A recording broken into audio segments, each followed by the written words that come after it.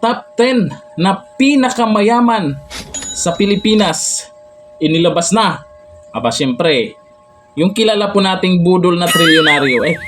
Trilyonaryo na si Norman Mangusin, aka Francis Leo Marcos, kilala po siyang trilyonaryo or nagpakilala siyang trilyonaryo. Kasi hindi pwedeng hindi mapasama siya dyan. Hinanap natin kung nandyan, pero nahanap po natin ha. Nahanap natin kung saan siya. Kaya nasabi ko pong mayaman yan dahil naman kahit yung mga Marcos sa kanya humihingi ng pera. Lalo si Amy Marcos. Ito sabi niya Ito si Amy, hindi makakaharap sa akin yan.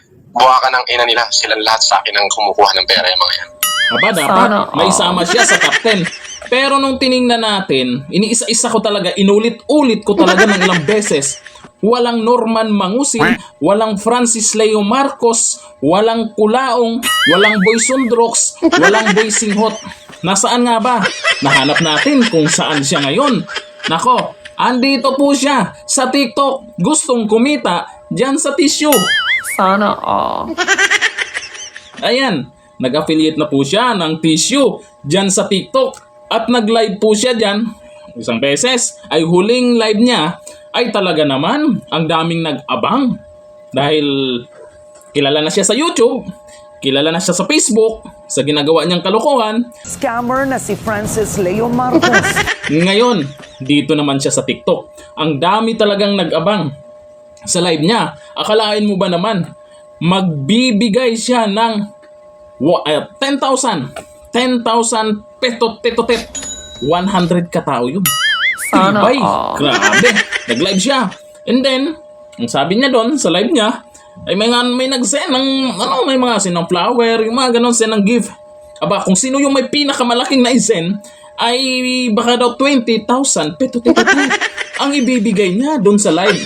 Abay, natapos na yung live, sa 100 katao na sinasabi niya, ala, walay. Walay na walay. Kaya kayo dyan sa TikTok, sige, mag-ingat po kayo. Kasi ito po, ay kilala na po ito sa YouTube. Noon ay milyon-milyon po yung nakapalo dyan sa Facebook, sa YouTube. Ngayon, nabuking na po siya sa mga ginagawa niya. At may mga naniningil na mga pinag-utangan niya. Ngayon, sa TikTok naman. Sana Aba, talaga, akalain mo? Pati yung pag-affiliate ng tissue, pinatulan na. Sa bagay, pag ganyan naman sa tissue na to, malinis na paraan yan. Siyempre, kikita dyan. Yung isang trilyonaryo. Baka malay mo kikita siya dyan. Tapos yung kinita niya ay, malay mo, manghingi ng pera si Amy Marcos. May maibigay siya. Sana Yung kinita niya galing dyan sa TikTok, di ba?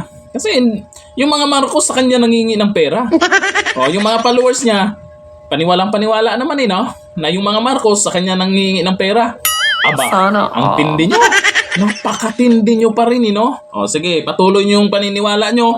At nakikita nyo naman, kung totoong trilyonaryo yan, na pinagyayabang niya, mas mayaman pa sa mga Marcos, bakit hindi siya naisama dito sa listahan ng mga mayayamang Pilipino dito sa Pilipinas Top 10?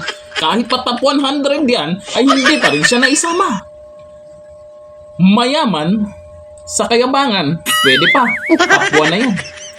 Hanggang dito na lang. Thank you. Bye-bye.